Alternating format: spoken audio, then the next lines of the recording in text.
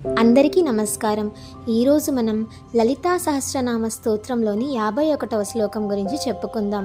దీనిని కొందరు చదివేటప్పుడు దుష్ట దూరా దురాచార శమనీ దోషవర్జిత అని దురాచార దగ్గర తెలియకుండా ఆపుతుంటారు. కానీ దుష్ట దూరా దురాచార శమనీ దోషవర్జిత అని చదివినప్పుడే సరైన అర్థం వస్తుంది. దుష్ట దూర దుష్ట ప్రవృత్తి ఉన్నవారికి దూరంగా ఉండే తల్లి అని అర్థం.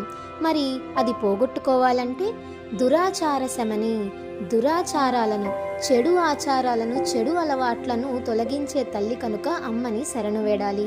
దోషవర్జిత, ఎటువంటి దోషములు లేని తల్లి. సర్వజ్ఞ సాంద్ర కరుణ సమానాధిక వర్జిత, సర్వజ్ఞ సర్వము తెలిసిన తల్లి.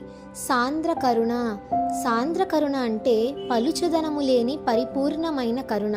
సర్వజ్ఞ సాంద్ర కరుణ, జ్ఞానము దయ కలగలిసిన రూపమే జగన్మాత రూపం.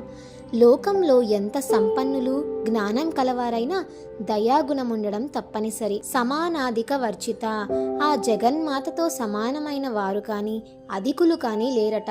ఆ జగన్మాతకు ఆ జగన్మాతే సాటి. అమ్మ దయ ఉంటే అన్నీ ఉన్నట్లే. శ్రీమాత్రే నమః. ధన్యవాదములు.